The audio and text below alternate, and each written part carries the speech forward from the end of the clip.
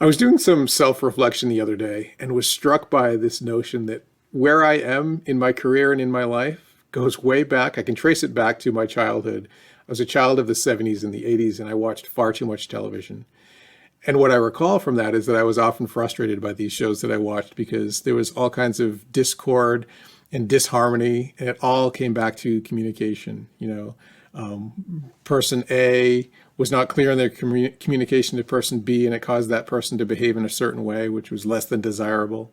Or person A chose not to communicate, not to say something, and then it led person B to behave in a certain way. And while that's good television and keeps you coming back, it's not good for our lives and for our companies that we're a part of. Good communication can be incredibly powerful to organizations and individuals alike. The work that comes out of the Gallup organization with focusing on workplace engagement shows us the importance of creating clear expectations for people. We all want to know clearly what's expected of us and where we have room to bring our strengths to bear. And also we can recognize companies like Cognisco out of the UK has shown us how costly miscommunication can be. It causes that rework, that duplication of efforts, or the missed opportunities that exist in the workplace day after day. And good, powerful, strong, clear communication can help to avoid that and to minimize that. And so while that can be overwhelming because communication can be so broad to define and so can feel really overwhelming, what we focus on are the conversations that each one of us has day in and day out. They're the work of every single one of us in an organization, and they're the workhorse of an organization like yours and like mine. They get things done. Conversations determine what's going to happen or what's not going to happen based on what you're talking about, who you're talking with, and who shows up to the conversation.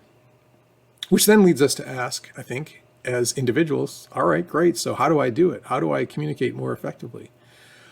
So here's just a handful of things that I encourage you to try to put into practice for yourself over the course of the coming days and weeks and see what impact they have on your communication and your conversations. And the first one is to be fully present from conversation to conversation. Be here, prepared to be nowhere else. Really show up. Get rid of your smartphone, put it out of arm's length. Close your email so that you don't hear the ping of a new email showing up in your inbox. And really be present with this person in front of you so that you can focus on the conversation and achieve the outcomes that both you and they desire. The other thing I'd encourage you to put into practice is some curiosity. I know a lot of people consider themselves to be very clear and straight shooters. They tell it like it is. Maybe you've said that before. You've heard others say that, which I think is great. Being able to name things without judgment is critical for all of us. And so what I would ask you to consider for yourself is, why do you believe what you believe?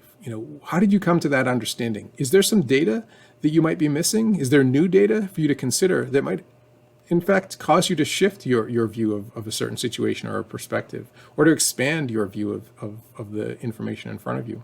And so getting curious and interrogating your own reality, your own view of the world is essential. And you do that in the course of a conversation by being curious.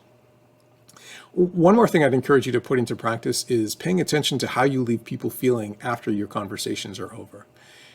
Every single one of us has within our power the ability to leave people with an afterglow after we're done talking with them. The unfortunate truth is that we can also leave an aftertaste or even an aftermath. And so I invite you to take responsibility for the emotional wake that you leave behind. Own it and pay attention to it. And while communication is broad and it can be overwhelming, it doesn't need to be. And so I invite you to pay attention to the conversations you're having with those around you, the people that are most important to you, your colleagues, your manager, your direct report, your people at home, the people that you love and that are valuable to you. And all of this can be achieved one conversation at a time, starting with the next one that's in front of you.